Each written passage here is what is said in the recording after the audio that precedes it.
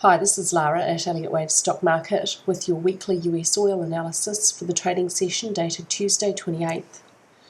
It's 1:05 in the morning now, Wednesday the 29th, New York time, when this video is recorded. The daily chart remains pretty much the same. I'm still seeing it's most likely that we're still in a big sideways moving second wave correction at minor degree. On the daily chart, minor wave 1 with an intermediate wave 3 down ended here, and we have a zigzag, maybe another zigzag yet to complete a double for minor wave 2. 2 can't move beyond the start of 1, which is off to the left of the chart. This wave count is invalidated with movement above 100.43. This sideways, choppy, overlapping movement of the last couple of weeks looks like it might be a triangle. We may be seeing a triangle in a B wave position within a second zigzag for a double. The second zigzag in the double labelled minute wave Y. If this is a triangle, it still needs the E wave down to complete. When that's done, then minute wave B within the zigzag of minute wave Y would be complete, and we'd expect the C wave to probably be 0.618, the length of the A wave, which would see the C wave last about $7.11 in length, and would see minor wave 2 end before the start of minor wave 1. Let's have a look at this triangle structure on the hourly chart, where the start of it will be off to the left of the chart and the end of the A wave within the triangle is this point down here. So the B wave moves ever so slightly beyond the start of the A wave. They both subdivide into zigzags, so this is a running contracting triangle.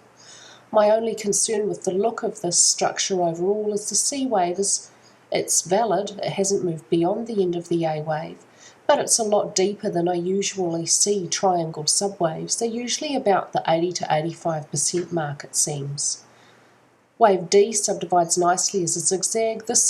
Seeing this upwards movement as well as a zigzag structure eliminates the problem I had previously of trying to see this piece of movement that looks like a 9 subdividing as an impulse, which it didn't.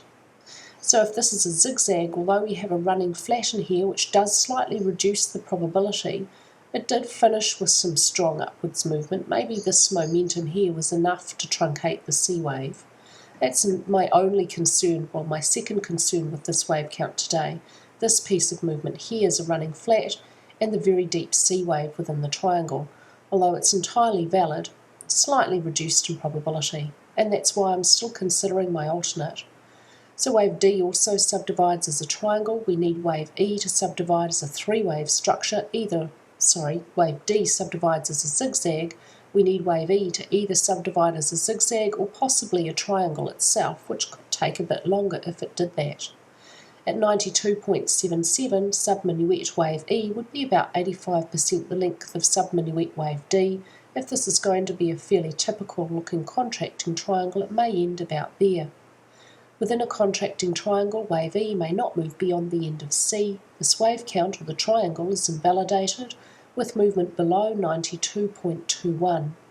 If the triangle remains valid, and we see a bit more downwards movement to about this target, and it subdivides nicely as either a three-wave zigzag or itself a triangle, then look out for when it's over to see a strong upwards thrust, probably to a new high, beyond the end of minuet wave A, or green A, you see on the daily chart, and maybe about $7.11 in length. Alternatively, if we see price continue lower below 92.21, then this alternate does remain a valid possibility. Because price has not moved above this point, it remains possible that minor wave 2 was a single zigzag and over here.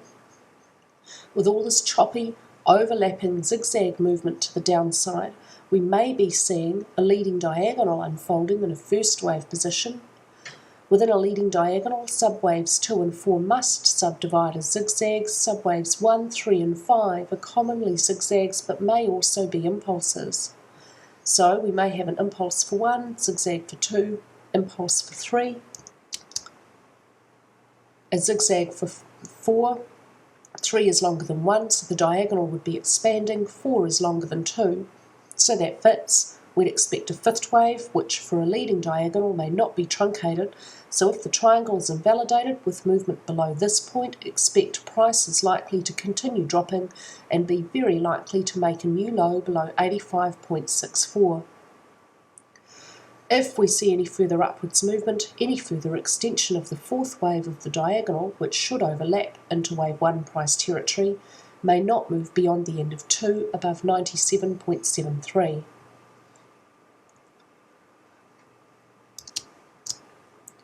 So we may be seeing a triangle unfolding that would explain all that very sideways movement for the last couple of weeks. If my main wave count on the hourly chart is correct, the triangle could come to an end fairly quickly. When it's over, we may see a sharp upwards thrust. Alternatively, if the triangle is invalidated with downwards movement, expect price to keep dropping to a new low. That's all for me today with your oil analysis, and I hope that everybody had a fabulous Memorial weekend.